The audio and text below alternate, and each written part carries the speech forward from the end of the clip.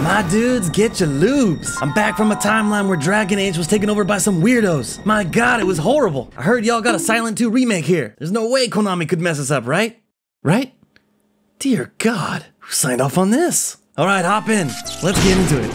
Silent Hill was a survival horror series that was published by Konami and released in 1999. It sold over 2 million copies and helped create the standard for horror games, alongside the Resident Evil series. A few years later, Silent Hill 2 was released on the PlayStation 2, and is considered to be the best game in the series by many people. When the Silent Hill 2 remake was announced, myself and the fans of this series could not have been more excited. However, watching the trailer, we immediately noticed a bunch of questionable changes. This upset many gamers who were sick of seeing our favorite franchise being chopped up by activists, taken out back, and put to rest. What started this whole controversy is the changes to the female characters. I know this might be hard to tell for dudes that have had a couple drinks before watching this video, but on the left here, you can see the character Angela, who is what we would consider an attractive person. But what we got here in the remake was obviously replaced with a budget version. We also have some changes to Maria's iconic outfit here, and it blows my mind that in 2024, they deemed it necessary to cover up a damn belly button. And you might get some backlash pointing out any of these changes online. And as always, there are people defending this shit, but they're just simply simping. Learn to be a man. You know what? A little Indian dude isn't good enough to get through these smooth brains. Let's talk about Angela real quick, as some people are happy that she looks her age. Well, how old is Angela really? In the instruction manual it says unknown. However, the original developers made a video shortly after the release of the game, and they talked about their creative vision. Let's see what they say about her. In the game, she's supposed to be 16 or 17. She doesn't look like a teenager.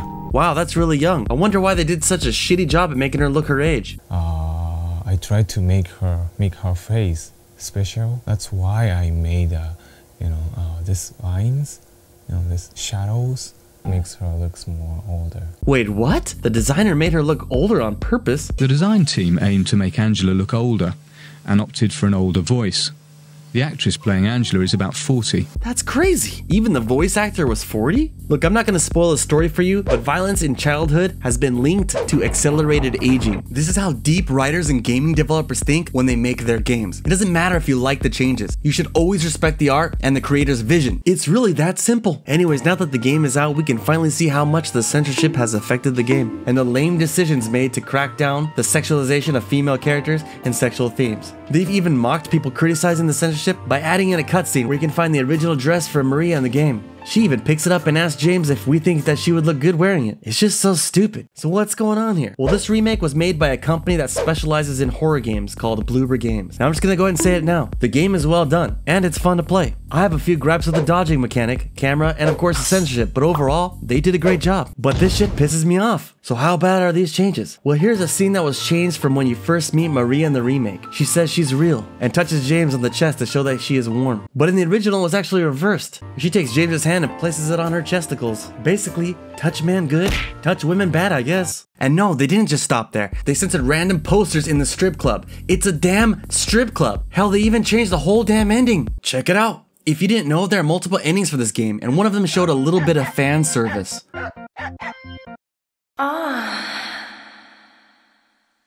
Yeah, that's gone now. They also went ahead and changed some of the scenes of the Pyramid Head as well. In the original game, there are 2 instances where it looks like he's trying to get that sneaky Waikiki between the cheeky with the mannequin enemies as seen here. But they decided to remove one and tone down the other. Also, just out of curiosity, I looked into what Pyramid was actually doing, and Ito Masahiro-san, who created these scenes in the original version, stated on Next in 2020 himself that he purposely built the motions of these creatures to look sexual. But it's not sexual, which is an interesting design choice. But if it's not sexual, why was it changed? Well, the issue with Bloober Games is that they partnered with the company known as Hit Detection, which specializes in sensitivity consulting. And no, this is not something you pay extra for at a massage parlor. Basically, what this company does is take something awesome and simply just make it worse. I'm just so sick of this crap being injected into all of our games. Rise up, dudes. This is a damn horror game. It's rated M for mature because it has blood, violence, and sexual themes. Censoring this content does not change the rating whatsoever. It's just pandering. All this shit does is piss off the fans and cater to weirdos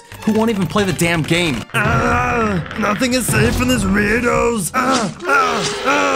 And look, I know these changes aren't the biggest deal, but I'm just so tired of every franchise that I love being treated like this, and I'm just not gonna support it anymore. When I grew up, these companies begged us to play their games, and now younger gamers are begging the companies to let them play. We've gone full circle, and it's sad to see. My stance is clear. I want all of these activists out of game. All the sensitivity consultants gone. All these DAI shills need a right off. We don't need them. We need games to be made by real gamers and for gamers. These weirdos do nothing for our community but separate us and water down our favorite franchises. Until then, I'm just gonna keep fighting and calling out the bullshit the best I can.